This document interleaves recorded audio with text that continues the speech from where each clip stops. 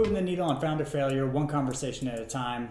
I'm your host, Lucas Poles, and welcome to Startup 2.0 by Spark XYZ. Join us each week as we give you access to some of the top investors and entrepreneurs around the country to help you think through and overcome some of the top challenges that startups face. I think there's no better place in the country to be investing than Los Angeles. What is the problem that you're solving and for who?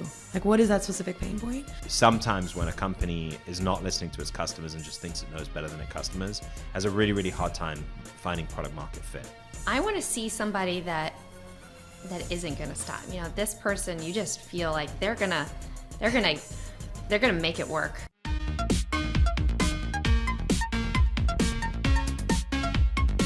Big heartfelt thank you to Brex, who without their support, this show would not be possible. We've seen firsthand the difficulties accessing basic corporate credit without providing a security deposit or personal guarantee early on. As companies grow, managing expenses has become more difficult and time consuming, which is why we've partnered with Brex to offer a corporate credit card that is not personally guaranteed, offers higher credit limits, provides auto reconciliation, and integrates with ERPs using receipt capture. Brex is the credit card of the startup ecosystem, and we highly encourage you to check them out. Kelly, thank you so much for jumping on the show. Appreciate it. Excited to be here. Awesome. So where we traditionally like to start out is just finding a little bit more about you and your background and how you ended up in VC. How did I end up in VC? Well, it was like the story about the frog that's in the pot. The heat slowly turned up, and eventually you find yourself as a VC. But I started out as, I went to law and business school when I got out of the Army after going to West Point. Was airborne ranger qualified, served active duty after graduating from school, and wanted to be, I thought, like a corporate transaction attorney doing really big deals, and disabused myself of that notion after the first summer. After the first year of law school, when I worked at a large firm and kind of saw what happened there. So the next year started the business school program and did the JD MBA at UCLA. Nice. And kind of met all the people from business school and saw the different entrepreneurial activities and basically never looked back. So I started investing in 2004. And the reason I started investing is my mentor was a gentleman named Luis Villalobos, who's the founder of Tech Coast Angels. Oh, hey. And also one of the original chair people and founder of the Angel Capital Association. So I had a really good mentor, but he had run Monte Carlo simulations against all of the angel investments that had been done up to that point in time, and identified that most angels stopped investing after 3 or 4 deals.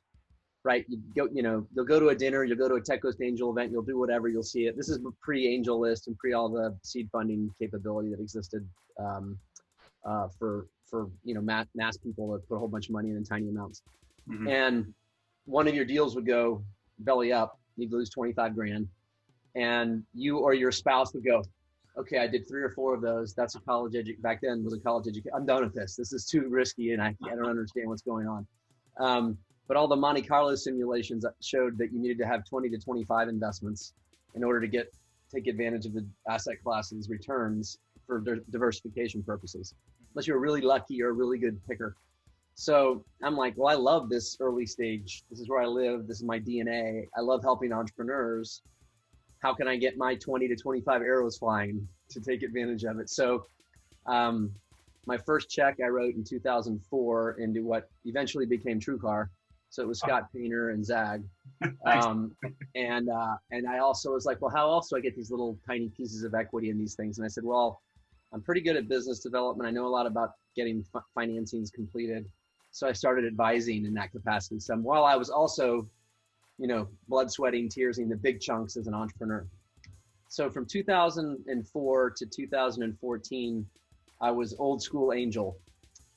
Hey, I love this deal. I love what you're doing. Here's a $25,000 check. I'm going to roll up my sleeves and help. Oh, you need more money? Well, let me go get 9 buddies, and they each give a $25,000 check. Here's 250 grand. Oh, wait, 6 months later, you need a bridge round?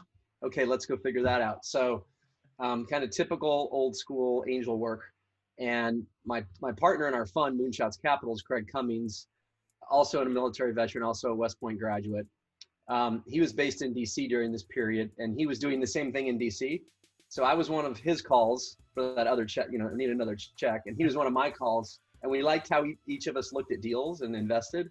And in 2014, at the same time, kind of contemporaneously with Naval at Angel List getting a no action letter from the SEC that said you could be a lead angel and take carry from all those other checks that had just given you money and are still doing whatever they do with their lives, not helping much and kind of watching. And I said, well, we've been doing this for about a decade. Let's start, getting paid for some of this work we're doing. Oh. So we started running syndicates. So from 2014 to 2017, we ran Moonshots Capital syndicates. And I think we're in the process of closing our 33rd syndicate. So it's an SPV. Check sizes range from into the company, like $100,000 at the low end to $3 million at the top end. So pretty sizable checks, but a vast array of different types of companies. And you can see them all listed on our website in the syndicate section. Nice. And there was a problem with the syndicates in that when we saw the really hot deals, the ones we really liked, the entrepreneurs we'd previously backed, whatever it might be that made it interesting, the conversation for putting money into a deal is like this. I really love what you're doing. It's fantastic. I know Craig's and my networks are going to be able to assist here. Talk to these entrepreneurs we've helped before. Then the entrepreneur's like, great. How much can you put in? Somewhere between 200 and 600,000 sometime in the next 90 days. Yeah. Because I have to go out and pull all the money in from the syndicate and make it happen. And I can't say an exact number unless Craig and I are willing to backstop and guarantee that money in case all of our angels are in Fiji that week or 2 weeks or whatever. There's a whole bunch of herding cats that's involved with running the syndicate. So we looked at each other and we said, okay, we have, finished West Point, airborne schools, Ranger schools. Craig got a PhD at Columbia. We've been entrepreneurs through multiple cycles. We've been investing together for years. We have a really strong track record. A VC fund where we want to operate early stage is the check size are going to be about the same thing we've been doing through our syndicate. And we have a process and we have a team. How hard can it be to raise a venture capital fund? So 18 grueling and humbling months later, when we did a final close on our $20 million fund for Moonshots, we knew how hard it could be. We've learned how hard it could be. So that was how we kind of got to where we can write first checks. We like to lead. We're kind of what we call late seed, meaning our check sizes are $750 to $1.5 million on 2 to call it $3.5 million rounds. Basically enough operating capital to allow the company to operate for 18 months, hit operating metrics that can take it to the next round of financing, and a good thing we were operating this way, if something really bad happens economically and it's hard to raise money, you're able to take your costs down to the point where you can, fend for yourself and be able to operate, on a profitable basis. That final close occurred in October of 18, and we've invested in 14 portfolio companies to date. And our thesis is centered on, while it's easy to kind of take a venture fund and say, okay, this is what you focus on from a sector standpoint. That's not how Craig and I operate. So if we look at our 88 companies that we've invested in over the course of our investing careers. Chapter 1 is angels, chapter 2 via the syndicate, and chapter 3 now as full-time VCs. And you look at the factor that you can control for at the time of investment. So remember, early stage. What factor can we control for that, when you look at a regression analysis, would indicate that it ends up on the nice side of the returns, right? Not a 0, not a 0.4 return, but a greater than 1.0, right? So there's money returned. And the only factor to figure out in doing this analysis that could really closely good performance was quality of the leadership. And the only place in the world that we know of where millions of dollars is spent training people in leadership per se is in the military. So Craig and I lean in heavily and highly value deals where there's a military veteran as part of the founding team. Now, we're not to that. For instance, to date, 53% of the invested capital has gone to military veterans on the founding team. I think full assets under management, including chapters 1 and 2 of Angel and Syndicate, I think it's closer to about 60%. Okay. But it's still heavily weighted and looking at that and seeing that. So that there are very good proxies like multiple time entrepreneur. That's great leadership training, on the job training, as well as, there's a lot of different ways and different things you can look at it in all walks of life, but like, Division I team athletes, from those types of programs, you're working effectively. There's a built and driven in that process. So that's our primary focus. First of all, can Craig and I help on the company building? Craig and I have 14 operating roles under our belts. So we've made a lot of mistakes. We've done a lot of things wrong, and hopefully avoid that. Yeah. And then second, focusing on that leadership element or leadership component. And then third is when we start to try to look at different types of sectors. Mm-hmm. So that's how I got here. That's awesome. The short version. No, hey, super exciting. So you talk about strong leadership. So you kind of touched on where you kind of end up finding them from. So either the military, a D1 program for sports, but like define what is a strong leader kind of in your terms. Sure. So I actually, I wrote a book on this subject, and it's called Take Command. Okay. And it's 10 leadership principles I learned in the military. And actually the second part of that is I'm put to work for Donald Trump. Some people may not know I won season 2 of The Apprentice and worked for Donald Trump in New York for about 15 months. But for instance, passion, perseverance, those are 3 Ps, pretty easy to remember, but incredibly important. The passion elements, easy to feel excited about something for a short period of time. Mm-hmm. The amount of time usually involved in building a successful company is so in that initial interaction and how we're talking to people, understanding what the depth and level of the passion and the commitment that's associated with this, I'm going to build something that changes the world, mm-hmm. Or changes a part of the world. Yeah. That we have to feel that and see that evidenced by, how they spend their time, what other things they're doing.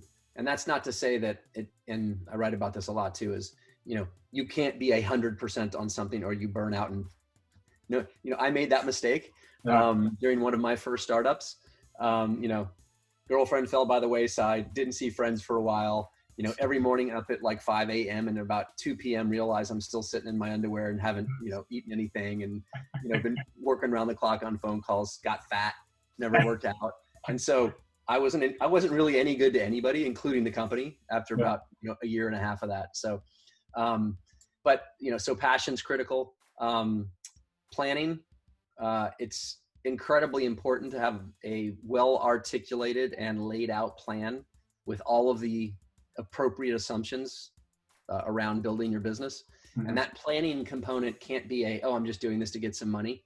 It actually has to be something that you operate off of. And of course, I haven't, in all my years now, met a company that made a business model and plan around how they were going to operate, and that's what it looked like later. Yeah. Zero. Never happened. That's not the point. The point is you're capable of having the discipline to articulate and understand the fine level detail around your business model and measure along the way so that you can adjust what you're doing, resources, how you're attacking it, what competitors are doing. Everything impacts that on a go-forward basis. And if you're not comfortable with and understand planning, and we especially like heuristic planning, which is backwards planning from a goal or objective, intermediate milestones and all the steps that lead up to each of those milestones, mm-hmm. makes it really difficult to manage people, makes it really difficult to measure yourself and where you are on that track. So those are a couple of examples, but they're not subjective, loosey-goosey. He seems like a great leader. He talks really nicely in front of people. He has a command voice. He listens. Like there are very quiet, almost introverted, phenomenal leaders. And there are, extroverted cheerleader-like excellent leaders, and there are great examples and bad examples of both. But over the years, and because we've been through all of the training, you can start to identify and understand who's good at what. And it's not that you need a fantastic grade in every dynamic. It's that probably most importantly, integrity's, not, there's no discussion around integrity. 100% has to be there. And that's a lot of background. And one of the great things about, especially from the military side, somebody introduces us because you're a former Navy SEAL, have a great idea, cyber product you want to bring to market. You get introduced to Moonshots Capital because Kelly and Craig really love military veterans. Before we even meet, you've checked through your military network on Craig and me and get to know about us. And I've done the same thing about you, probably having talked to your former commander. So those conversations are like 110% wide open, blatant, like watch out for this, watch out for that, or run away, don't walk away from that dude, whatever. So when we meet, there's already a sense of, a lot about my background and you have a high confidence in that data. And then because we share a common vernacular and something of a common background, the speed to trust is very fast. So if we end up leading the round into your deal, it's possible you trust your lead investor and board member as much or more than you trust your co-founder. And that's very unusual to have that occur. So it's a pretty neat dynamic. Awesome. No, that's exciting. So you touched on a couple of pieces of you diving into a little bit more about due diligence with the actual company. Like, walk us through your actual process. Like, if a startup engages with you, how does it go? What are maybe some of the red flags that you end up seeing while going through the process? And then maybe some of the mistakes that they end up making. Yeah. So our deal sourcing, as you talk about it from a VC perspective, comes through a lot of different ways. And I think the most effective entrepreneurs get introduced to the GPs at the funds, meaning through their relationship with another entrepreneur, maybe an entrepreneur that had already been funded by that VC, or an entrepreneur that hasn't, that's well known and established and is liked. Whatever you do, and it's almost like any business deal, that networking element or that networking component's important. If one of our entrepreneurs that we've previously funded introduces a deal to us, they've kind of done vetting both directions, right? They're like, okay, this guy's going to be able to put up with the way Kelly helps, right? or I know Kelly and Craig's network are super effective and are going to be able to help in this way, and this entrepreneur needs this type of help. So it's kind of a double vouching for that's already occurred, so that we look at that, it kind of goes to the top of the funnel versus something that just comes in off of a cold LinkedIn or whatever it might be. So we're at probably, I want to say last time I checked, we're close to 150 deals a month inbound. And so we definitely have a process for that sifting and sorting. Direct intros get a next level of sorting, of review, no matter what happens, because that entrepreneur's gone out of his or her way to help me with my business. And I appreciate that. And I want to look at it closely because they've probably done a good job at vetting. So we have individual partner meeting, both partner meeting. We have a pretty expansive network of expert entrepreneurs across different fields. Our syndicate base that I talked about before from chapter 2 was primarily entrepreneurs that like investing and like the way Craig and I look at things and want to put money in. So there's 500 or so in that network that we can call on, and part of their involvement is they like to look at and help and do different things. And then separately, we can reach out to third parties if there's a technology that's beyond Craig's and my and our network's knowledge or experience base to be able to make decisions on or understand how it fits into an environment. And I'd say, so that gets us kind of the bare bones technical. Yeah, we understand it. There's something there. They know how to code, that kind of stuff. Kind of the more important element is almost no deal shows up that's perfectly set, right? So, the founders have done whatever the founders have had to do to get to that point. They've taken money from people they like. They've taken money from people they don't like. They've done side letters. They've done whatever. Our job, if we're going to invest into the company, is to help that entrepreneur succeed, right? We want to help them succeed. And you can't have a side letter from Uncle Bob that says he gets 5% of any IPO that occurs in the future. Just for example, you're not going to get institutional financing. Seen that more than once. There are all sorts of those types of hooks and weird side letter and a lot of stuff that happens. There are also probably what we would describe as kind of non-conventional breakouts of equity amongst founders. Mm-hmm. So a lot of those first interactions as we look through stuff is really understanding whether or not we're going to be able to work with those founders. And when I say work with, like Craig and I have 14 operating roles under our belts. You don't do what we say. We're not running the company. We're not a private equity fund that places the CFO or CEO in to take it. And we know exactly what we're going to do. This is exactly how it's going to operate. We're going to roll up, blah, blah, blah. Yeah. We're betting on you. Now, we do want you to listen. Doesn't mean you do what we say. It means you actually heard the words, like, don't do that deal. Or if you do that deal, it has to be like this, or you're going to get screwed later. Yeah. And of course, sometimes we don't get listened to, and sometimes we're wrong, but a lot of the times, because we've done this before and seen the show many times, we're right. And we get the tail between the legs, like, okay, you're right. I'll listen from now on. And it's that ability to listen, ability to hear us and incorporate that into decision-making. So that chemistry and that ability to, I don't know, almost like be coached, mm-hmm. that exists in this environment. And we can find that out quickly, right? If you have to restructure your cap table for us to put our money in, i.e. go back to these 3 co-founders who don't work here anymore and say, you're getting crammed down, or you have to invest or something, or we're not raising money.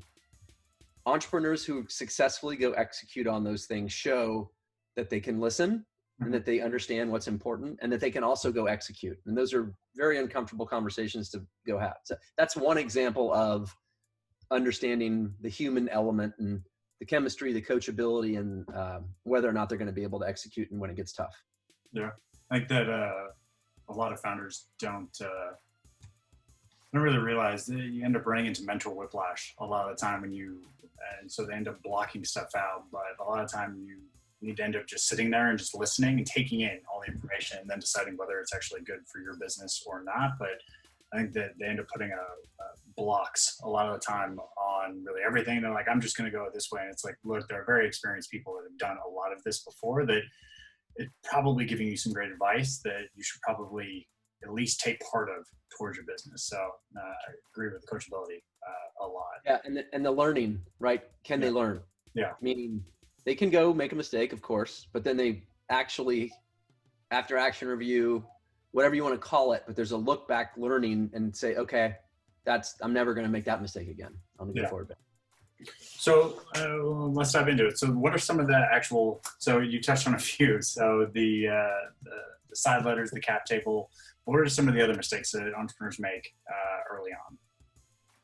I think that the tension between showing a very strong revenue growth with I still need to have appropriate assumptions is always a tightrope walk, right? It's very you want to look really exciting to an investor, but you also kind of have to show realistic numbers for how you're building something. And again, this is part of the planning process. You're not going to have it right, but you do have to have it reasonable, right? From both standpoints, right? And I don't believe that any initial forecast that I've looked at as part of the investment due diligence, and we go line item by line item. We get a finance expert involved. We work with the company and we agree on a budget as part of the round of financing. Mm-hmm. And it goes through many iterations, but we've never kind of gone back and said, hey, we ended up with a higher forecast on revenue than what you're and we've never come back and said, we think you're spending too much on people costs or anything like that. It's always the reverse. Yeah. So ensuring that you have a very good handle on the financials down to the unit economics of your business is absolutely critical. Just assuming things with no validation or background or customer feedback, and not being able to defend those positions is almost like a death call. I mean, it's really bad, right? It shows you haven't done the homework. You're not that excited about it. You haven't figured out exactly what you're doing, or you don't have financial chops or capability to do it. Yeah. I think that's one. Second, and this goes to like what all entrepreneurs can get better at, and that's really understanding the legal docs. Mm-hmm. I'm talking about, the 15 to 25 page shareholder agreements, all the rights offering components, everything that exists inside of those documents. It's your baby. You just, Gunderson, Cooley, the list is endless of really smart great law firms with great, lawyers and all of them. So what? Yeah. It's your business. You need to understand it. And I think very few, like less than 10%, really get a good handle on the legal docs. When I meet, especially early stage, any early stage investor knows, and when you're pitching to them or presenting to them as the entrepreneur, I'm not only looking at what you're capable of doing right now and that you're able to build the business. For micro funds, for smaller funds or angel groups, you have to be able to raise the next round of financing. Yeah. So you have to have the knowledge and chop and understanding of deal terms to be able to talk to them and understand what they are. Yeah. Otherwise, you're just kind of like a little lamb proceeding down the path. I won't say to slaughter, but you need to very much understand exactly what those docs are. And there's so much available online that there's no reason, 10 years ago, 15 years ago, you could argue, it takes a lot of time and money from attorneys going through everything. Still could do it. But now there's no excuse. There's enough available description and information all over the internet to enable you to get smart on what all the deal terms are in a legal docs. Nice. Yeah, no, I agree. Especially with the metrics piece. I can't tell you how many founders tell me, especially at the early stage, they're like, oh, well, we don't have a CAC. We don't have an LTV. It's like, look, I want you to estimate it so that at least I know how you're actually thinking about it, so that you have a good process around it, so that when you do have enough data to be able to actually tell me what it is, that you already understand what it is going forward. So 100%. Absolutely. Yeah. 100%. And there are enough published public company proxies Yeah. that you can say I'm somewhere between a Casper and whatever. You can pick something in your domain that's available, that's public, that's at least data points to anchor your thought process so that you have a plan against which you can operate. Yeah, I agree.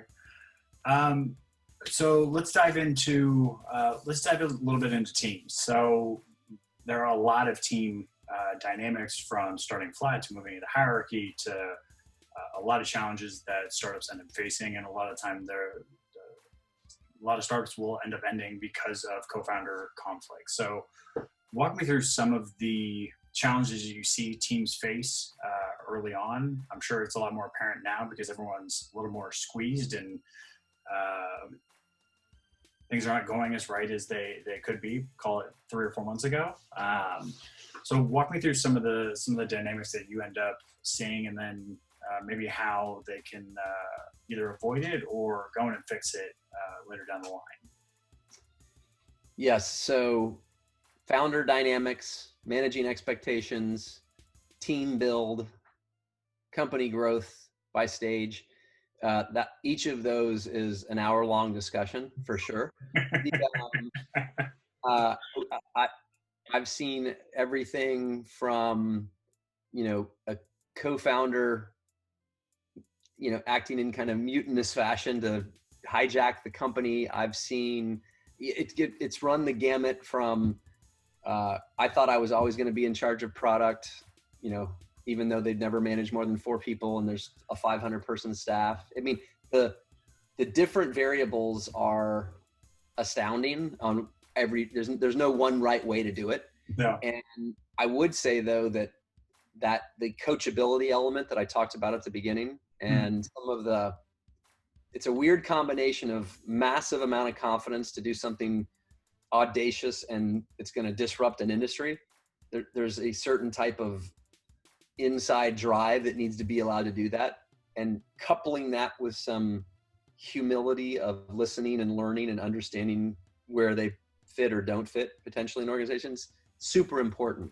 Mm-hmm. And I would say that this conversation around kind of what am I going to be as we grow the company what's my role and how do I fit? There's, everything from, professional, growth, to money, to title and ego, all wrapped up in this. So there's a lot of psychology that's associated with it. But it's one of the, especially, and it happens most in companies that are being successful, because that's where the most change is occurring, as it's growing. Now, when things go bad, we can talk about different stuff also, but as you're growing is the reason there are more people required, and or, hey, we're growing internationally now in sales. And the person who's running sales never ran sales before anywhere, much less on an international growth piece. So that initial interaction of how coachable are they and what they want to do is super important. And then on the growth trajectory, it also becomes very important when you decide to take money from kind of a non-micro fund. So as a micro fund, the math on how we return capital to our investors, the LPs that invested in us, it's the same math that applies to $1 billion fund. Yeah. However, the size of the return required, i.e. what the company becomes worth, is a much, much, much higher bar when you get out of kind of micro VC territory and start taking money from the well-known, well-established, phenomenal VCs that add a lot of value. But it is a shift in mindset for the founders. So it's and the team, it's okay. If we got to exit for 150 million or 200 million before we get to a Series B, that's potentially legacy changing for the entrepreneur. It's amazing for the employees. All the early stage seed company, seed investors, angels, smaller funds, like the return on that is pretty fantastic, right? And by the way, you just built a $200 million company. Like, wow, like it's amazing. It doesn't happen in the world. We're so in the cone of, it's $1 billion unicorn. It's $1 billion unicorn. Like all of them end up that way. Yeah. It's unbelievable to think that you could create that value over whatever, 6 to 9 years-ish kind of time frame or less. And when you decide, hey, we're taking tier 1 $1 billion fund money, going long ball, you're literally now playing long ball. Like we're playing for big, like we're spending the money, we're taking dilution. So every time you get diluted, the size of the pie has to get bigger for you to maintain the value. But that's just a mindset. So who you invest in and understanding that rationale and psychology for why are you doing this? Why are you building this company? Do you just want a solution? And if the strategic partner wants to buy you for 100 million in 6 months or 12 months, is that what you're doing? Because maybe it's your first time or maybe second time and the first one didn't work out well. That could be a really good outcome for you. Yeah. And it could be a great outcome for Moonshots. We own 10 or 15% and it sells for 100 million. That's over half of our $20 million fund return in one deal. But if you took 10 million from a big fund, they spent 2 or 3 years at it, they needed to be $1 billion exit or whatever, $500 million, like a big number. So, really understanding why the entrepreneurs are doing what they're doing and what their realistic expectation is and experience around how they want to end up can at least give you some insight into what's going to happen when you do have those problems, and you always have some problems. I don't honestly think that entrepreneurs think about it from the VC perspective enough. Like even in that example, it's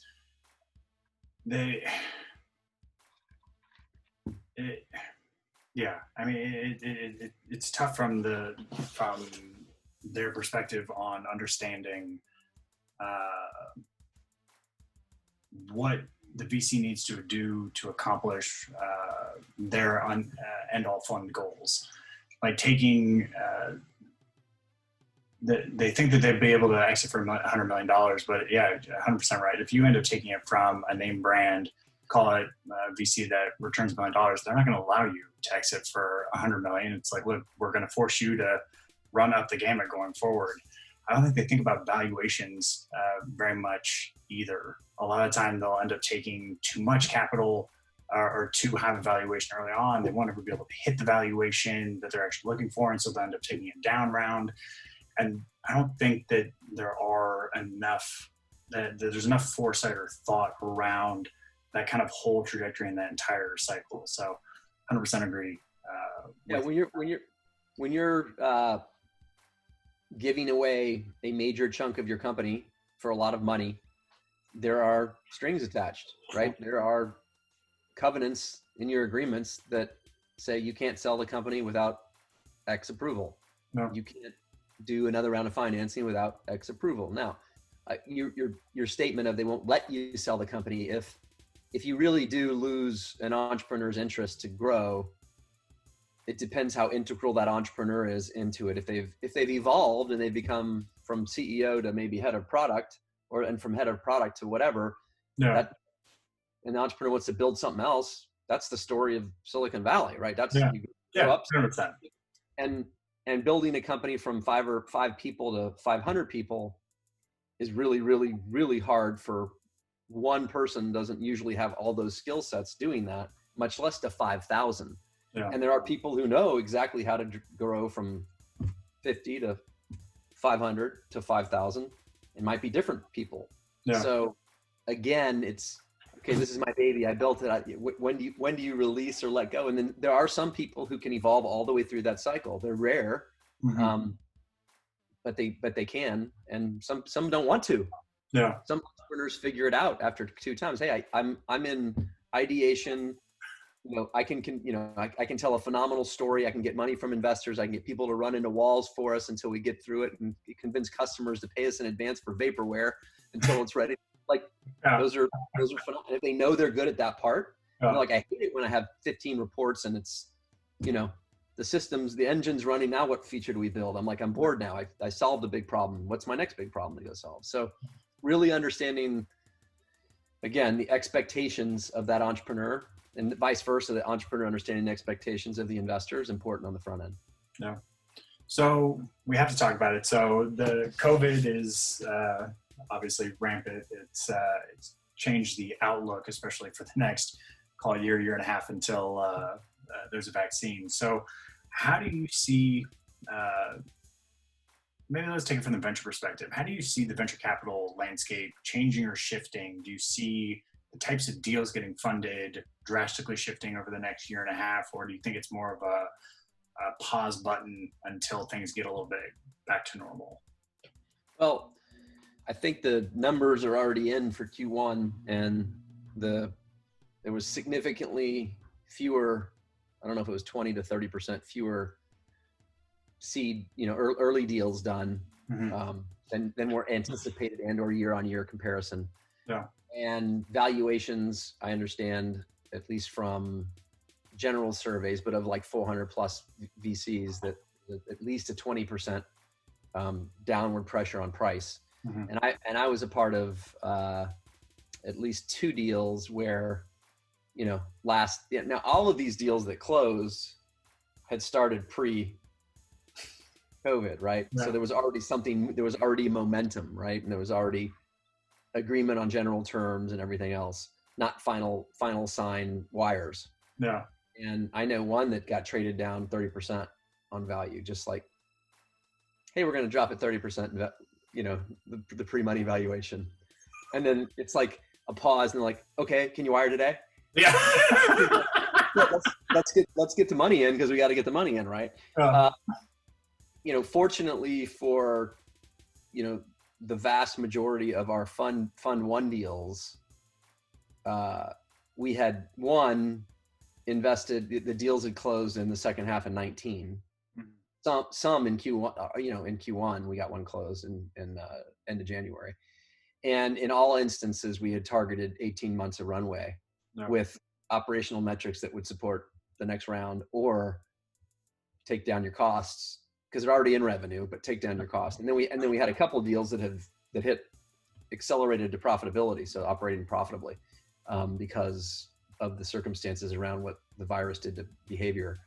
They benefited from that, online, can't go to the store, that type of stuff. So, but the conversations with each of the founding, founders, entrepreneurs was not, okay, we need to adjust the business plan on a forecast. It's new forecast, new business plan. It's not like, oh, Q2 is going to be a little slow. It's like, no, let's talk about it differently, and let's reset expectations and manage costs and figure out how, we kind of see what it looks like, what the new normal will be on the other side. No. Cool. So so this is kind of what's happened. Like, what industries are there any specific industries that you're a little more interested now because of it going forward?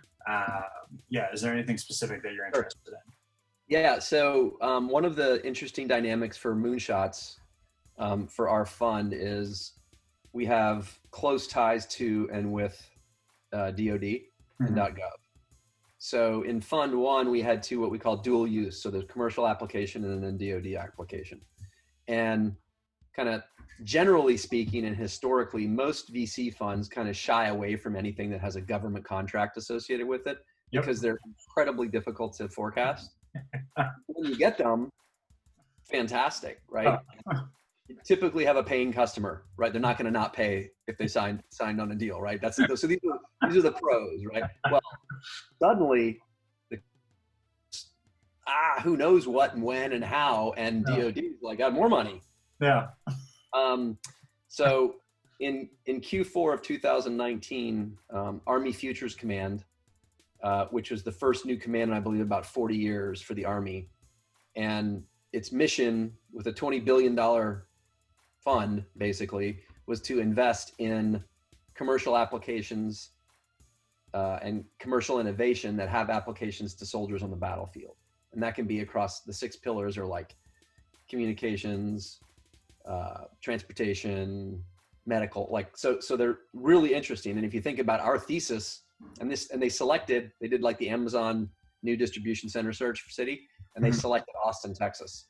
So my partner who's based in Austin, Craig Cummings, he assisted with helping it land softly in Austin. Yeah. We've in fact had the VIP dinner announcement at Craig's house. So that kind of center of gravity for, as you might imagine, a lot of military people very interested in this. Yeah. A lot of money, and a lot of that money is non-dilutive, so in the form of grants or whatever it might be. And having that all in one spot where it's also commercial innovation, it's pretty interesting for us. So we've expanded our aperture and looking to have dual use applications. So that's a very big one. And then I think anything related of AR and VR, while we're still farther away on the mass consumer adoption and having technology that supports that, I think that the B2B components are pretty significant. Yeah, it's definitely getting a lot more interesting. Well, especially now, because training and trying to onboard employees while at home is slightly more difficult than in person. So, definitely interesting for the future of work. Awesome. So, Kelly, how do people reach you? So our website's moonshotscapital.com. Cool. And I'm on LinkedIn, Kelly Perdew. Awesome. Well, Kelly, honestly, appreciate the time. Thank you so much for coming on, and look forward to chatting again soon. I had a great time talking with you. Cool.